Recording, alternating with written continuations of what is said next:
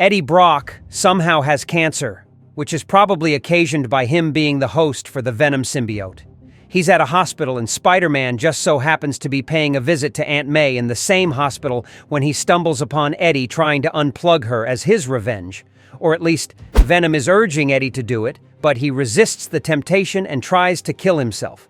Spider-Man then saves Eddie Brock when he jumps out the high-rise window, and Eddie ends up handcuffed to his hospital bed on suicide alert. Except that, instead of a social worker, the object of his desperation watches over him. It's Venom all over again, and Eddie has now come to accept the situation.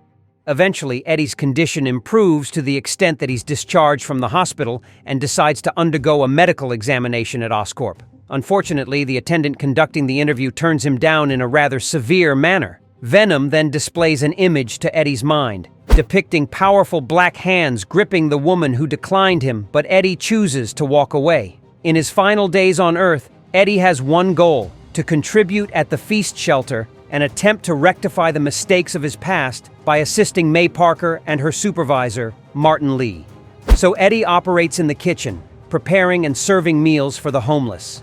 However, a resident of the shelter named Mike proves to be insolent and offensive.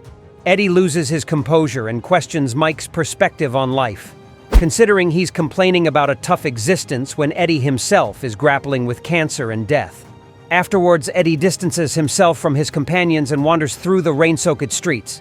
He slips into a puddle, still haunted by images of the Symbiote. His emotions no sooner transform into anger and hostility. Now, everyone at his workplace knows his true nature, and by all accounts, Eddie is a wreck. Venom's visage appears in reflections nearly all the time, and the cancer is slowly devouring him. By now, his desire for a cure has faded. He just wants an end to it all. However, his consulting doctor astonishes him with positive news. The rejection from the Oscorp trial was in fact a blessing. The doctor prompts Eddie to gaze into a mirror, revealing that he's completely healthy now. The cancer has vanished. The doctor cannot explain this turnaround, but Eddie feels an immense sense of relief. He begins planning for a fulfilling and lengthy life. Before long, he returns to the feast shelter, still struggling to come to terms with what transpired.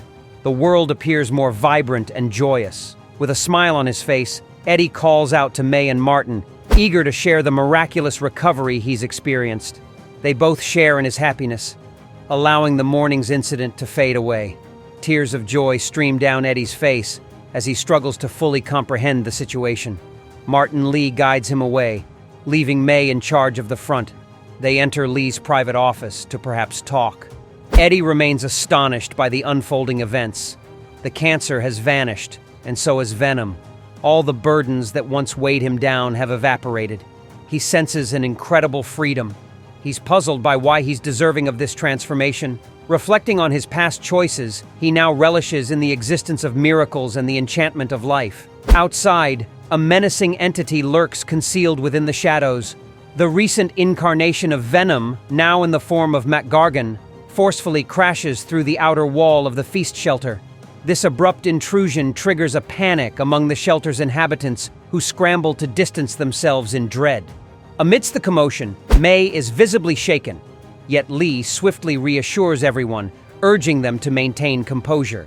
He elucidates that this Venom is, in fact, a member of the Thunderbolts, an officially endorsed government hero.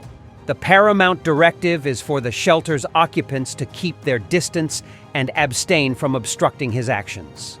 Within the pandemonium, Venom relentlessly smashes through the interior of the shelter. He detects Spider-Man's presence, but fate steers him toward another former host of the symbiote, Eddie Brock, who is attempting to conceal himself behind a door. Eddie endeavors to evade capture, but Venom captures him with formidable speed. Initially, McGargan as Venom derives amusement from Eddie's struggles, but the situation rapidly takes a bleak turn. The symbiote abandons Mac in favor of Eddie, a transition that Mac disputes by asserting the symbiote now belongs to him. As the obsidian substance strives to reassert its connection to Eddie, a peculiar white substance unexpectedly emanates from Eddie's arm, a phenomenon that bewilders him. The excruciating reaction from Venom alludes to the white substance's caustic effect, and Venom feels the pain of being seared by it. In an unexpected twist, Eddie, seemingly powerless, manages to inflict harm upon Venom. This unanticipated counterattack leaves Venom confounded as he grapples with the realization that Eddie is now fiercely resisting his overtures. Could this be the anti-Venom? As the onlookers at the feast shelter bear witness, anti-Venom stands resolute, ready to subdue the aggressive intruder and safeguard his newfound community. He forcefully hurls the symbiote through a structural barrier, an action met with surprise from Venom. This act of expulsion incurs collateral damage, causing the ceiling to teeter dangerously, with a young boy named Tyler almost falling victim. Thankfully, May Parker intervenes swiftly, removing Tyler from harm's way.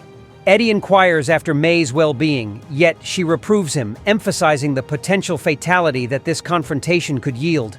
Seizing a fleeting opportunity, Venom capitalizes on anti-Venom's moment of hesitation, landing an unexpected blow. Fortunately, Spider-Man arrives on the scene, offering reinforcement. He adeptly directs Venom toward the compromised outer wall of the shelter, simultaneously urging Martin to coordinate the evacuation of the shelter's inhabitants, deeming their safety paramount. The displaced individuals are guided into a secure chamber, equipped with sophisticated technology, a detail May finds remarkable given the shelter's nature, though Martin dismisses her observation and proceeds to summon assistance. During the battle, Venom's articulation of Eddie's name triggers Spider-Man's realization of anti-Venom's true identity. A fleeting instant of camaraderie is shared between the two Venoms before hostilities resume, each adamantly determined to vanquish the other. Concurrently, the Thunderbolt's command vessel, known as the Zeus, approaches the vicinity to regain control of the situation. Spider-Man, discerning the potential benefits, elects to allow the adversaries to weaken each other in their confrontation. Eddie imparts a cautionary admonition to Mac, asserting that the symbiote will ultimately spell his demise. He posits that the alien substance was the source of his cancerous affliction to begin with. Gargan staunchly contests this notion, but Eddie maintains his conviction. Leveraging his abilities, he employs the white anti-venom symbiote to incite a corrosive reaction upon the original symbiote upon contact. Faced with this peril, Venom resorts to launching a car at anti-venom in a bid to distance itself. Eddie, since bolstered by his perceived efficacy, confidently casts the vehicle aside, albeit unwittingly propelling it toward an elderly gentleman.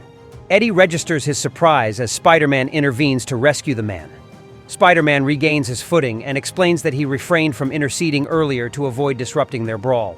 However, now that both Eddie and Mac are approaching him, he engages in a brief banter over who should have the first shot at hitting Spider-Man. Participating in the lighthearted exchange, Spider-Man then offers Eddie a proposition. Given their improved rapport after Spider-Man's act of rescue, he suggests that they collaborate. Eddie concurs without requiring much persuasion. Initiating the strategy, Eddie lands the initial blow on Mac, while Spider-Man employs his webbing to ensnare Venom, constraining his movements. They adeptly blindfold and immobilize him, positioning anti-Venom for a forceful strike that drives the original Venom into the ground.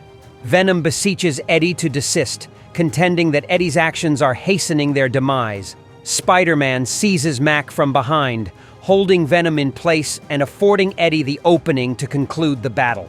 Capitalizing on his abilities, anti-Venom morphs his hand into a substantial claw, piercing Mac's chest. Venom emits anguished cries as the symbiote disintegrates. Throughout this encounter, Peter's camera dutifully captures moments as Eddie diligently eliminates the last vestiges of the symbiote from Mac. Venom now loses his connection to its hosts, resorting to issuing threats toward Eddie. However, Spider-Man remains skeptical about the prospect of this change Mac Gargan is undergoing, maintaining the belief that Mac's malevolent tendencies existed prior to his symbiote bonding. In contrast, Eddie retains a more hopeful outlook, perceiving his original goodness beneath the layers of Venom's influence. However, a troubling revelation surfaces. Eddie discerns residual traces of the symbiote within Spider-Man's body. Acting swiftly, anti-Venom's claws penetrate Spider-Man's body as Eddie endeavors to calm the situation, explaining his good intentions. He is only trying to purify Peter's blood. Despite his efforts, Spider-Man resists, struggling against the grasp of anti-Venom's tendrils. But anti-Venom retains a firm hold on Spider-Man, cautioning him to remain still. But then, the Thunderbolts, comrades of Mac, intervene. Songbird and Radioactive Man descend from above, while ground forces transport Mac onto their ship, the Zeus. Observing this development, Anti-Venom recognizes that his mission remains incomplete. The task of fully cleansing Venom remains at large, with the so-called Thunderbolts running around. He releases his grip on Spider-Man and prepares to confront the Thunderbolts instead. Both Songbird and Radioactive Man anticipate this response. Moreover, they possess the expertise required to combat symbiotes, capitalizing on their vulnerabilities, which are fire and loud noises. Radioactive Man conjures flames around Anti-Venom, while Songbird employs her potent sonic blasts to debilitate him. Despite their concerted efforts, Anti-Venom remains resolute and undeterred by their onslaught. Eddie's demeanor shifts toward aggression as he confronts the Thunderbolts, and Spider-Man is not too far behind. As Anti-Venom gains the upper hand against Radioactive Man, Spider-Man finds himself in a pitched struggle against Songbird's sonic assault, the force of which propels Spider-Man across the street, and mind you, he still has symbiote DNA in his blood. At this point, Norman Osborn issues a command for the Thunderbolts to withdraw just as Songbird and Radioactive Man, having secured Mac Gargan aboard the Zeus, are poised to depart. In the face of this decision, Anti-Venom hesitates, torn between pursuing Osborn or addressing the lingering symbiote problem. Ultimately, he chooses to give chase to Osborn and the Thunderbolts, to be continued in the next installment. Thank you.